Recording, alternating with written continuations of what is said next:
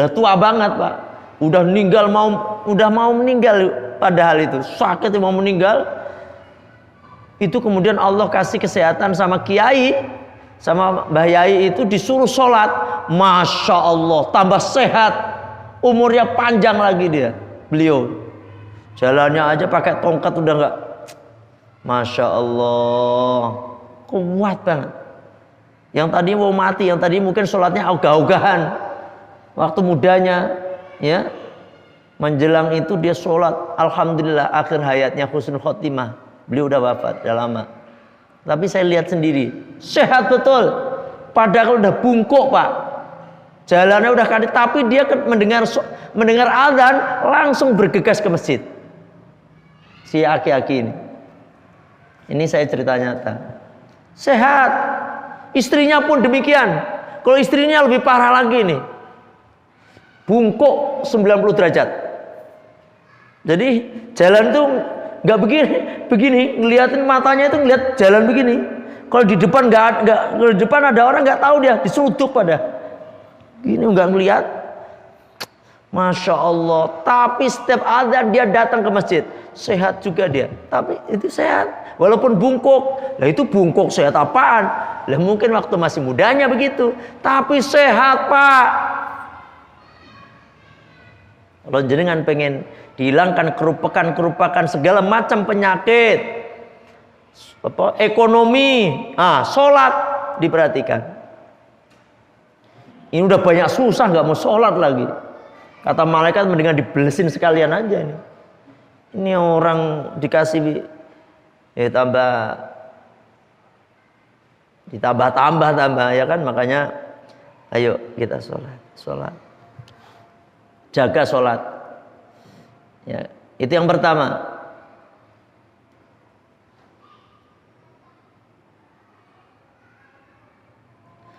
Wa adzabal qabri, dan juga Allah nih jamin angkat, Allah angkat azab kuburnya, enggak disiksa di alam kuburnya. Ya Allah, ya. Wa yu'tihillahu kitabahu biyaminihi, wa yu'tihi, dan diberikan kepadanya, wa yu'ti dan memberikan, wa yu'tihi dan memberikan kepadanya siapa? Allahu Allah, kitabahu pada catatan amalnya, biyaminihi menerima dengan tangan kanannya. Ini jaminan yang kedua. Ketika sholatnya dijaga betul Pak, ya jaga betul. Ya tadi saya sampaikan tadi, dia nanti oleh kata Kanjeng Nabi loh ini ya, nanti yang pertama tadi dihilangkan segala kerupakan hidupnya, ya toh, dan dibebaskan dari alam, diangkat dari siksa kubur. Terus ini nih akan diberikan ketika pemberian kitab rapot nih amalnya, maka orang-orang yang menjaga sholatnya akan menerima dengan tangan kanannya. Ini merupakan ciri ahli surga. Orang yang menerima catatan rapotnya dengan tangan kanannya, ciri ahli surga Pak. Kalau ahli neraka dia akan menerima dengan tangan kirinya, itu pun bukan begini, tetapi dari belakang begini. Na'udzubillah min dzalik. Makanya cium tangan tambahan, mantap banget. Surga. Ya tak? Ini kata Kanjeng Nabi loh, saya cuma membaca doang. Ya, buktikan sholatnya jaga, tolong dijaga. Ini nyari duit sampai nggak ingat sholat, lagi kerja nggak ingat sholat, jam berapa nih? Jam 1, jam 2 ini udah buruan sholat duhur, mas ya, tar sampai jam 3. Ntar lagi ini nanggung bang, ini nanggung. Setengah 4 baru selesai. Ya Allah. Padahal yang saya kerja, yang kita selama ini, yang kita kerja itu apa sih kalau kerja? Duit itu ya. Selama ini kerja dari kecil sampai sekarang ini ada yang kaya banget nggak? Nggak tau. Kalau jenengan pengen kaya yang sesungguhnya, sholat aja, sholat. Terus wayamurru, dan dia akan melewati ala sirati, di atas siratal mustaqim, melewati siratal mustaqim. Kalbarki, seperti kilat. Strap, wah nyampe surga. Mantap. Ini kalau saya jelaskan sedikit-sedikit. Orang itu melewati siratal mustaqim tergantung dari amalnya. Ada yang berjalan, ada yang naik kendaraan, ya. Ada yang ngesot, naudzubillah min dzalik, ya. Ada yang lebih parah lagi ini dalam keadaan buta. Buta gimana? Nggak ada yang nuntun lagi. Karena orang di sana itu di yaumul kiamah, Pak, mikirin dirinya sendiri, nggak mikirin orang lain. Dirinya sendiri aja dia udah pusing. Anaknya bapak, nggak ada bapak-bapakan, nggak ada. Ini anakku mana, enggak. Yang dipikirkan ada dirinya sendiri. Udah, masya Allah. Ada yang buta, udah buta ngesot lagi. Yang lebih parah lagi ada yang kayang sholat, jalannya kayang. Ada yang kepalanya di bawah, jalannya begini. Ya Allah, ngeri. Makanya nih Pak, ini jaminannya Gusti Allah nih, kalau yang menjaga sholat, dia akan melewati siratal mustaqim, jembatan siratal mustaqim yang panjangnya 1000 tahun perjalanan, datar, turun 1000, naik 1000 tahun. Allahu Akbar, jauhnya luar biasa. Makanya ayo kita jaga sholat kita. Wa yadkhulu, dan dia akan masuk al jannata, surga, bi ghairi hisabin, tanpa hisab. Masya Allah, masuk surga, ya, tanpa hisab, nggak dihitung lagi, langsung bus masuk surga. Pengen nggak? Caranya cuma satu, kata Kanjeng Nabi, gampang, mudah, nggak pakai juta-jutaan, kagak. Modalnya cuma modal tenaga dan apa namanya nih, keinginan yang kuat untuk sholat tadi. Awal waktu pokoknya. Gitu. Siap nggak Pak? Kalau lagi ngaji begini, ya pokoknya besok saya akan. Ya. Nanti kalau besok udah nggak ngaji, lupa lagi. Tetap aja yang kerjain tak-tek aja gitu. Biasa, namanya juga manusia. Wong menus-menus kakean dosa. Menus-menus kakean dosa. Manusia, orang manusia yang dilupakan. Banyak lupanya, ya. Namanya manusia. Kalau al-insanu mahalul khata' wan nisyan. Manusia itu tempatnya salah dan lupa. Waman, dan barang siapa tahawana itu main-main, menyepelekan, ya, menyepelekan. Bisolati, dengan solat. Solat apa? Menyepelekan. Saya solat dari kecil juga enggak kaya ini namanya orang-orang kalau sampai begitu bisa kafir loh orang. Apalagi sholat mah nggak wajib. Orang seperti itu otomatis murtad Pak. Ngomong-ngomong seperti ini, hatinya loh ya, ngomong udah nggak mempercayai sholat itu nggak wajib, murtadlah dia. Murtad itu nggak harus nyembah apa namanya, pindah agama, tidak. Tetapi ketika seseorang mengatakan sholat itu tidak wajib, sholat 5 waktu loh tidak wajib, maka otomatis dia telah murtad. Nih, kalau orang yang main-main dengan sholat, aqabahu, maka aqabah akan menyiksahu padanya Allahu Allah bi khamsa asyarata, dengan 15 kali ukubatan siksanya, 15 perkara, ya. Jadi orang kalau menyepelekan sholat, Allah akan menyiksa dengan 15 siksaan. Apa itu yang 15? Insya Allah akan kita bahas minggu depan, ya, minggu depan. 15 mah banyak Pak, udah adzan lagi. Sebabnya ada orang yang nunggu, orang senengannya sholat doang. Kalau suruh ngaji ini ada yang jengkel.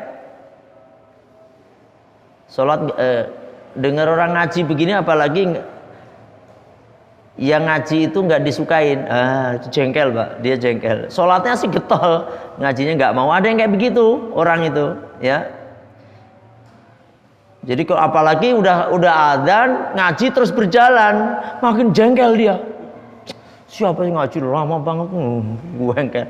Ada yang kayak gitu. Ya semoga aja Bapak jauh dari sifat-sifat seperti itu.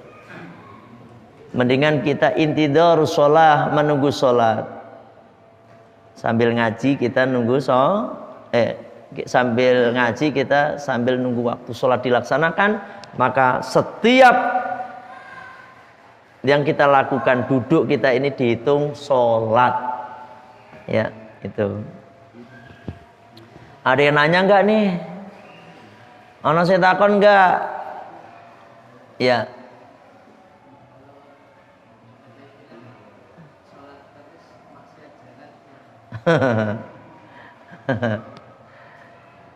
Ini berarti kelihatannya kalau sholatnya STMJ lah ya, sholat terus maksiat jalan STMJ, nano itu susu telur madu jahe. Ini kalau orang yang modelnya seperti ini, punten nih, saya bukan memastikan, ini kelihatannya sholatnya itu nggak diterima oleh Allah. Karena ciri-ciri sholat yang diterima oleh Allah itu nggak mau maksiat Pak. Udah tahu kemarin, aqimi sholah inna sholata tanha anil fahsya'i wal munkar. Dirikanlah sholat karena sesungguhnya sholat itu bisa mencegah perbuatan keji dan mungkar. Kalau ada orang sholat kok nggak bisa meninggalkan perbuatan keji, gak bisa meninggalkan perbuatan mungkar, dipastikan sholatnya perlu dipertanyakan. Gitu aja, beres. Bukan saya gak ngomong gak salah loh, ya toh? Karena kalau orang sholatnya benar, insya Allah Pak, yang lainnya jadi benar, gitu, ya. Insya Allah. Gak benar itu, sholatnya getol, korupsinya juga getol. Terus nggak jelas itu orang kayak begini, ya. Tapi sholatnya bener nih, tapi dia suka begitu. Wallahu, itu aja urusan Allah aja lah. Tapi masih mendingan dia masih sholat gitu ya. Tapi menurut dari dalil-dalil yang ada, orang kalau sholat kok masih maksiat terus berarti sholatnya mungkin ada yang salah dari sholatnya. Ya, itu aja. Saya kira. Saya kira ada lagi nanya? Apa Bah? Kodoknya ini kodok sholat Jumat kan kita kan misalkan sudah meninggalkan sholat ya, kita mesti kodok tiap waktu ada kodok gitu ya Pak. Apakah waktu pas kita Jumat itu kodoknya kodok Jumat apa kodok dulu gitu Pak? Abah, emang ada yang sholat Jumat dikodok? Kenapa emang dikodok? Karena kita kan pernah meninggalkan Gara-gara corona kemarin. Yang dulu gitu kan. Oh, bukan corona, bukan. Oh. Kalau corona kemarin nggak perlu dikodok, siapa yang nyuruh ngodok? Karena sholat tuh gini Pak, gini Bah, kalau nggak sholat Jumat, ya udah kodoknya itu duhur. Berarti dia nggak sholat duhur, karena sholat Jumat itu pengganti dari, artinya khutbah itu pengganti 2 rakaat, terus sholat Jumat 4. Bahkan sholat Jumat itu kalau nggak memenuhi syarat, dia memang harus sholat duhur, Bah. Jadi sholatnya bukan sholat Jumat, karena sholat Jumat itu wajib berjamaah. Kodok kepriwe coba? Saya mau sholat kodok sholat Jumat khutbah sendiri gitu, didengerin sendiri. Nggak ada kodok Jumat itu, nggak ada Pak, Bah. Yang ada adalah kodok sholat duhur, gitu, ya Pak ya. Ada lagi?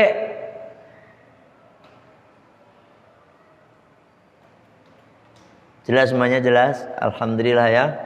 Kalau jelas, semoga yang saya sampaikan ini sebagai motivasi ya, memotivasi jenengan agar tidak meninggalkan sholat. Apalagi nanti kalau akibat siksaannya nanti yang nggak mengerjakan sholat, ngeri.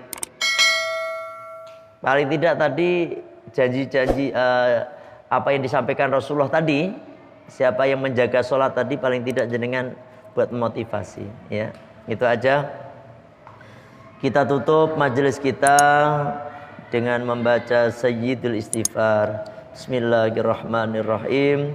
Allahumma anta rabbi la ilaha illa anta khalaqtani wa ana abduka wa ana ala ahdika wa wa'dika mastata'tu a'udzubika min syarri ma sana'tu abu'u laka bi ni'matika alayya wa abu'u bidambi faghfirli fa innahu la yaghfiru dhunuba illa anta astaghfirullahal azim astaghfirullahal azim astaghfirullahal azim subhanaka allahumma wa bihamdika asyhadu an la ilaha illa anta astaghfiruka wa atubu ilaik.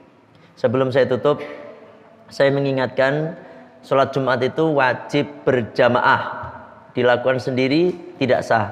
Makanya imam ketika niat sholat Jumat, ya, ketika sholat itu harus imaman, jadi imam. Kalau selain sholat Jumat boleh nggak pakai imaman, artinya tapi dapat pahala satu, paham ya? Ini imam-imam, kalau pastinya yang udah jadikan imam udah paham seperti ini. Kalau sampai dijadikan imam seperti ini nggak paham, berarti ya belum layak jadi imam. Nyopir nggak prigel bisa nyemplung itu semuanya, ya. Itu aja. Assalamualaikum warahmatullahi wabarakatuh.